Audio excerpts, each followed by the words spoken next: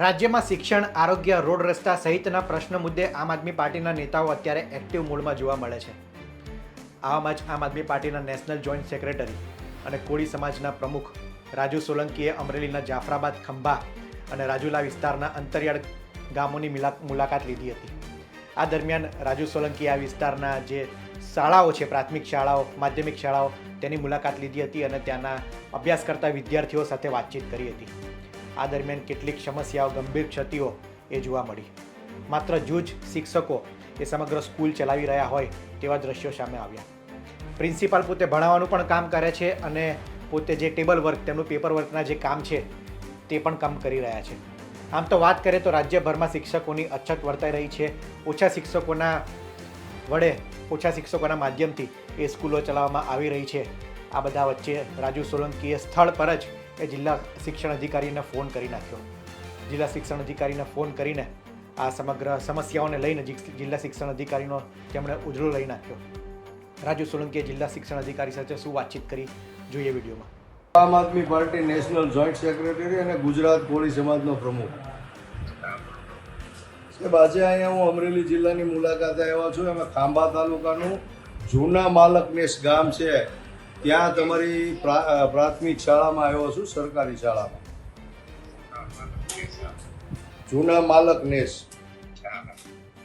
તો અહીંયા હું આવ્યો છું, તમારા પ્રિન્સિપાલને મળ્યો છું અને તમારી સ્કૂલની વિઝિટ કરી છે, મુલાકાત કરી છે.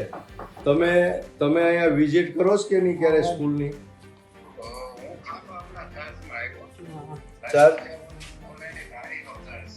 હા. કેટલો ટાઈમ થયો જતા રહ્યા એને?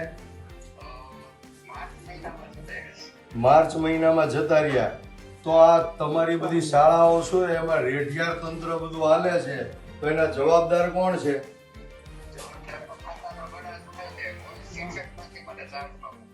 અત્યારે આ ચાર્જ કોની પાસે છે? તો જવાબદારી કોની બને?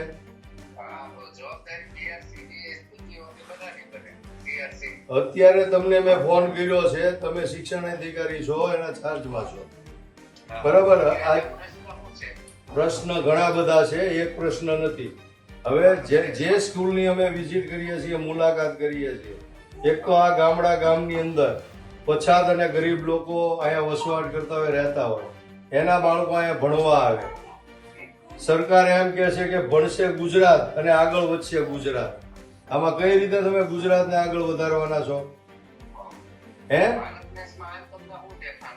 દેખાડું એટલે તમારા 1 થી 8 ધોરણના અહીંયા સ્કૂલ છે, બરાબર? એમાં તમારા 2 જ શિક્ષકો છે, એમાં એક તો પ્રિન્સિપાલ છે, પ્રિન્સિપાલ કમ શિક્ષક.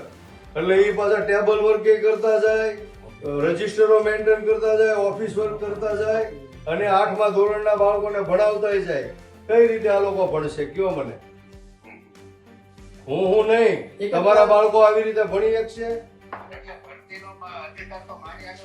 અધિકાર નથી, પણ જવાબદારી તો તમારા લોકોની છે ને.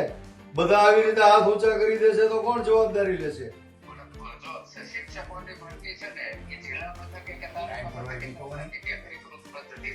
બધી વાત તમારી સાચી છે. એ બધો પ્રશ્ન તમારા લોકોનો છે. તમે લાખો રૂપિયા પગાર લ્યો છો, બરાબર?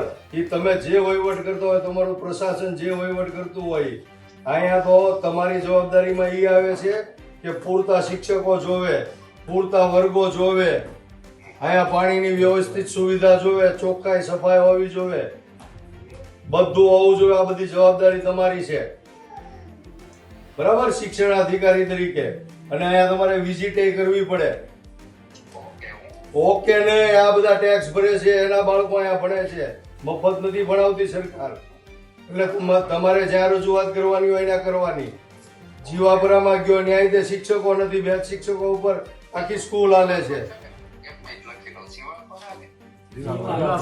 જીવા પર લખી નહીં, તમે વિઝિટ કરો અહીંયા બધે. હા, લખો જીવા પર. હા, હજી તો બીજી બધી સ્કૂલોની વિઝિટ કરવાની છે અમારે.